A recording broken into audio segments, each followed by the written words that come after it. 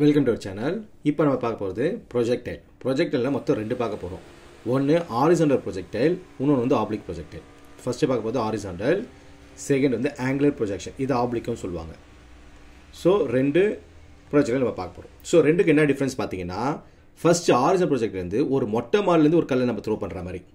So அது இப்படி போகும் ஃபஸ்ட்டு டயக்ராம். செகண்ட் வந்து கிரவுண்ட்லேருந்து ஒரு கல்லை தூக்கி போகிறோம். ஸோ அந்த கல்லுங்க மேலே போயிட்டு அப்புறம் கீழே விடும். ஸோ இப்படி போயிட்டு கீழே விட போகுது. ஸோ மொத்தம் நம்ம ரெண்டு பார்க்க போகிறோம். ஸோ ஃபஸ்ட்டு நம்ம பார்க்க போகிறது ஹாரிசான்டல் ப்ரொஜெக்ட். சரிங்களா? ஸோ இதில் மொத்தம் நம்ம என்ன கண்டுபிடிக்க போகிறோம்னா, ஃபஸ்ட்டு பாத் ஆஃப் பேரபோலா அது கண்டுபிடிக்க போகிறோம். அப்புறம் டைம் ஆஃப் ஃப்ளைட்டு, அப்புறம் ரேஞ்ச். இதில் நம்ம பார்க்க சொல்ல, இப்போ ஒரு கல் இங்கே இருக்கா, ஓன்ற இடத்துல கல் இருக்குது. எங்கேருந்து விழுந்துருச்சு? அது ஏன்ற இடத்துல வந்து விழுந்துருச்சு. ஸோ எங்கேருந்து எங்கே வந்திருக்காது? ஓலேருந்து ஏக்கு வந்திருக்கு. அப்படி பார்த்தீங்கன்னா அந்த கல் ஒரே நேரத்தில் ஒய் ஆக்சிஸும் ட்ராவல் பண்ணியிருக்கு. இவ்வளோ ஹைட்டும் கீழே வந்திருக்கு, அதே மாதிரி எக்ஸும் ட்ராவல் பண்ணியிருக்கு. சொல்ல போகிறீங்களா? ஸோ எக்ஸ் ஆக்சிஸும் ட்ராவல் பண்ணியிருக்கு, ஒய் ஆக்சிஸும் ட்ராவல் பண்ணியிருக்கு. இதில் இன்னொன்று பார்த்தீங்கன்னா, இப்போ ஹாரிசான்டல் டைரக்ஷன் இருக்குங்களே, அதோட வெலாசிட்டி மாறவே மாறாது. ஸோ வெலாசிட்டி எப்பவுமே கான்ஸ்டன்ட். இதில் ஹாரிசான்டலில் வெலாசிட்டி கான்ஸ்டன்ட். வெர்டிக்கல் மட்டும்தான் வெலாசிட்டி சேஞ்ச் ஆகிட்டே இருக்கும். ஏன்னா டியூ டு கிராவிட்டி. ஸோ இந்த கான்செப்ட் நல்லா புரிஞ்சுங்களா? இதெல்லாம் தியரி நீங்கள் எழுதி ஆகணும். சொல்ல போகிறீங்களா? மொத்தம் நம்மக்கிட்ட ரெண்டு, ஒன்று ஹாரிசான்டல் வெலாசிட்டி, இன்னொன்று வெர்டிக்கல் வெலாசிட்டி. ஹாரிசான்டல் வெலாசிட்டி எப்பவுமே கான்ஸ்டன்ட்டாக இருக்கும், அது மாறவே மாற போகிறதில்ல. வெர்டிக்கல் வெலாசிட்டி தான் உங்களுக்கு சேஞ்ச் ஆகிருக்கும் டியூ டு கிராவிட்டி. நல்லா புரிஞ்சுங்களா?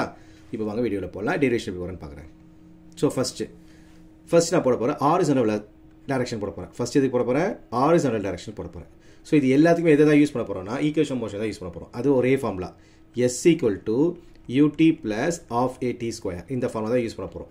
ஏன்னா நமக்கு இதில் டிஸ்டன்ஸும் இருக்குது, டைமும் இருக்குது. டிஸ்டன்ஸும் டைமும் இருக்கிற ஒரே ஈக்குவேஷன் இது மட்டும் தான், S = ut + ½ at². ஸோ வேறு ஃபார்முலா எடுத்திங்கன்னா நம்மளுக்கு S T வர மாதிரி ஃபார்முலாவே கிடையாது. First formula V = u + at, நம்ம அதில் S கிடையாது. மூணாவது ஃபார்முலா V = u² 2as, அதில் T கிடையாது. ஸோ S T இருக்கிறது இது ஒன்று தான். ஸோ இதை தான் யூஸ் பண்ண போகிறோம். ஃபர்ஸ்ட் ஹாரிசான்டலில் என்ன சொல்லியிருக்கேன் நான்? வெலாசிட்டி கான்ஸ்டன்ட் சொல்லியிருக்கேனா? ஸோ வெலாசிட்டி கான்ஸ்டன்ட்டாக இருந்துச்சுன்னா நான் வெலாசிட்டியை டிஃபரன்ஷியேட் பண்ணுறேன். டிஃபரன்ஷியேட் பண்ணால் dv/dt என்ன ஆகிடும்? 0. அது பேர் என்ன அர்த்தம்? dv/dt acceleration. ஸோ ஹாரிசான்டல் டைரக்ஷனுக்கு சொல்ல எது எனக்கு 0? a = 0. சிம்பிளாக அப்படி ஞாபகம் வச்சுக்கோங்க. ஹாரிசான்டல் டைரக்ஷன் சொல்ல எது எனக்கு 0? a வந்து 0. அப்போ S வந்து எக்ஸ் டைரக்ஷனு. அப்போ ut a சொல்கிறதுனால அப்போ x = ut. therefore t = x/u. சொல்ல புரிஞ்சுங்களா? இது ஹாரிசான்டல் முடிஞ்சிடுச்சு. இப்போ நான் வந்து வெர்டிகல் போட போகிறேன். வெர்டிகல் டைரக்ஷன் போட போகிறேன். ஸோ வெர்டிகல் போட சொல்ல எனக்கு எது 0 ஆகிடும் பார்த்தீங்கன்னா, u 0 ஆகிடும். ஏன்னா இனிஷியல் வெலாசிட்டி 0. சொல்ல போகிறீங்க, ஏன்னா ஸ்டார்டிங்கில் எனக்கு ரெஸ்ட்டில் தான் இருக்குது. ரெஸ்ட்டில் சொல்ல u 0, ஓ இருக்க சொல்ல ரெஸ்ட்டில் இருக்குது இந்த கல், அதனால் u = 0. S தான் ஆகிடும், ஒய்யாக மாறிடும். அப்போ y = அப்போ u 0 மிச்சம் இருக்கு ½ at². இப்போ டீக்கு நான் கண்டுபிடிச்சிருக்கேன்ல, ஸோ இந்த டி எடுத்து ரீப்ளேஸ் பண்ண வரேன். எந்த டி எடுத்து போட போகிறேன்? இப்போ நான் எக்ஸ் கண்டுபிடிச்சிக்கலாம், இந்த டி, இந்த ஆன்சர் எடுத்து போயிட்டு இங்கே போட போகிறேன். சொல்ல புரிஞ்சுங்களா? ஸோ அப்படி ரீப்ளேஸ் பண்ணனா எனக்கு என்ன வருது பாருங்கள், y = 1/2 a x²/u². இதில் x² தவிர மற்ற எல்லாமே கான்ஸ்டன்ட், அதாவது a 2u². இது எல்லாமே நான் எடுத்துக்க போகிறேன், நான் கேன்னு எடுத்துக்க போகிறேன், கான்ஸ்டன்ட்டை. சொல்ல புரிஞ்சுங்களா? ஸோ அவன் ரிமைனிங் என்கிட்ட என்ன இருக்குது? y = kx². இதுதான் வந்து அதோட ஈக்குவேஷன். இது பேரபோலோட ஈக்குவேஷன். ஸோ ஃபர்ஸ்ட் ஆன்சர் முடிச்சாச்சு. செகண்ட் என்ன பண்ணணும் சொல்லி கொடுத்தேன்னா, டைம் ஆஃப் ஃப்ளைட் சொல்லி கொடுத்தேன். செகண்ட் என்ன பண்ணணும்? Time of flight. Time of ஃப்ளைட்னு அர்த்தம்னா அந்த ஷோன் வந்து ஏர் எவ்வளோ நேரம் இருந்திருக்கு, அதான் வந்து டைம் ஆஃப் ஃப்ளைட். நான் அதை கண்டுபிடிக்க போகிறேன். அதுக்கு எந்த ஃபார்முலா யூஸ் பண்ண போகிறேன்? S = ut + ½ at². இந்த ஃபார்முலா தான் யூஸ் பண்ண போகிறேன். சொல்ல புரிஞ்சுங்களா?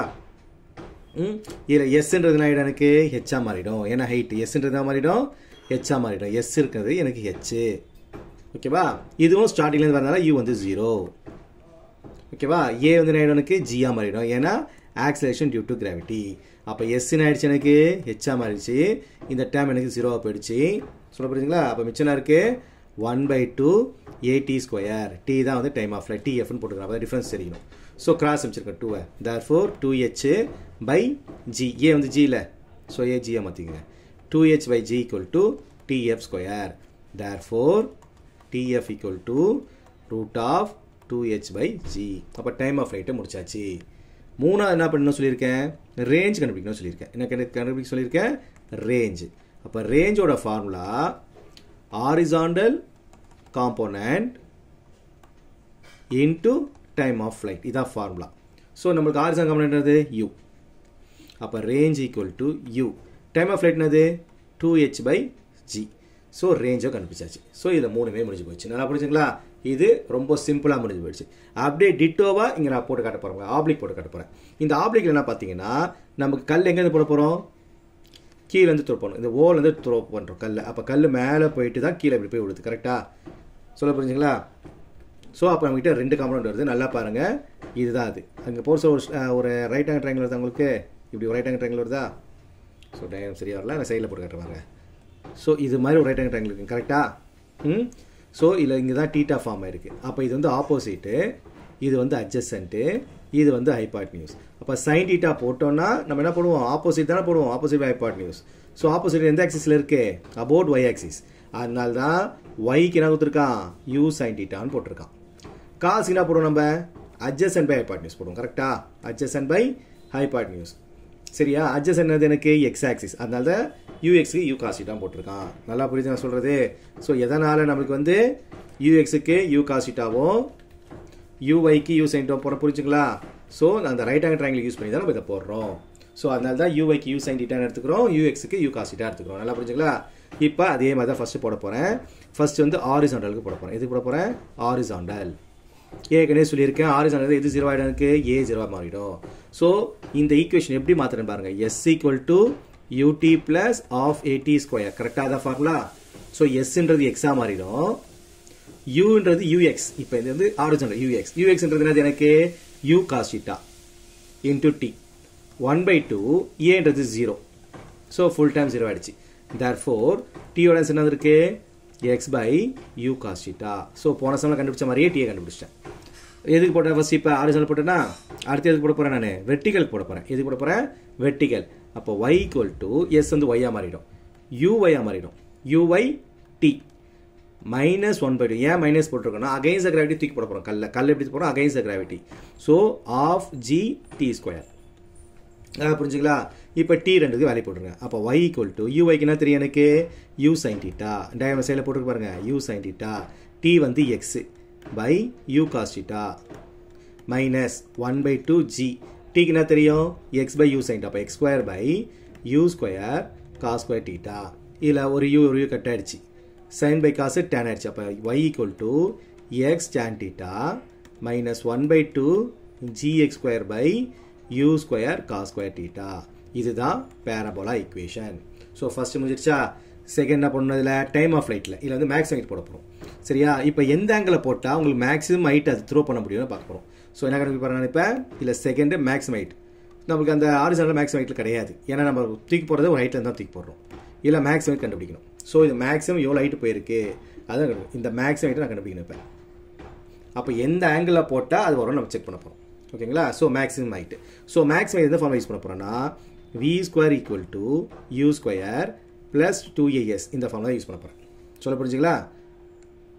ஃபர்ஸ்ட்டு இல்லை மேக்ஸிமம் ஹைட்டு போயிடுச்சு. மேக்ஸ் ஹைட்னா எப்பவுமே எது 0, எனக்கு ஃபைனல் வெலாசிட்டி 0, அதாவது v வந்து 0.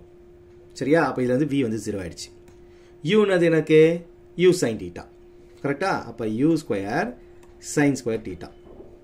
ஏ வந்து ஜியா மாறிடும், மைனஸ் 2g. எஸ்ன்றது எனக்கு ஹைட். ஸோ மைனஸ்க்கு வந்து என்ன ப்ளஸ் ஆகிடுமா, 2gh equal to you square sine square theta.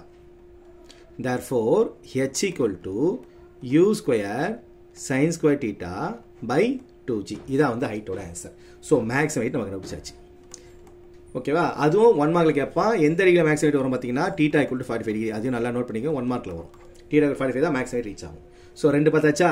இப்போ அடுத்து 3வது பார்க்க போகிறேன். 3வது என்னது எனக்கு டைம் ஆஃப் ஃப்ளைட். என்ன பார்க்க போகிறேன், time of flight. So time of flight எந்த ஈக்குவேஷன் யூஸ் பண்ண சொல்லியிருக்கேன், எஸ் ஃபார்மில் தான் யூஸ் பண்ண போகிறோம். S equal to U T plus 1/2 A T square இந்த ஃபார்மில் தான் யூஸ் பண்ண போகிறேன் டைம் ஆஃப் ஃப்ளைட்டுக்கு. சரியா? இதில் எஸ்ன்றது என்ன எனக்கு 0 ஆகிடும். ஏன் 0 பார்த்தீங்கன்னா இதில் எவ்வளோ ஹைட்டு மேலே போயிருக்கோ அவ்வளோ ஹைட் என்ன இருக்கு உனக்கு கீழே இறங்கியிருக்கு. சொல்ல போகிறதா? அப்போ டைரக்ஷன் மாறுதா, மேலே சொல்ல அப்வர்டில் போகுது, கீழே சொல்ல டவுன்வர்ட் போகுது. ஸோ வெக்டார் கன்சிடர் பண்ணிங்கன்னா எவ்வளோ ஹைட் மேலே போச்சு அவ்வளோ கீழே வந்துருச்சு. ஸோ எனக்கு ஹைட்டே கிடையாதுன்னு அர்த்தம். சொல்ல புரிஞ்சுங்களா? ஸோ எஸ்ஸே கிடையாது எனக்கு. ஸோ எஸ் வந்து 0. யூன்றது யூ சைன் தீட்டா டிஎஃப்னு வச்சுப்போம். ஏன்னா டைம் ஆஃப் ஃப்ளைட்டில் ஏன்றது minus G. So minus 1/2 G T F square.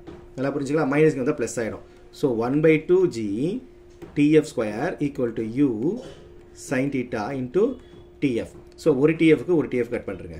அப்போ மிச்சம் ஒரு டிஎஃப் தான் இருக்குது. அப்போ டிஎஃப் ஈக்குவல்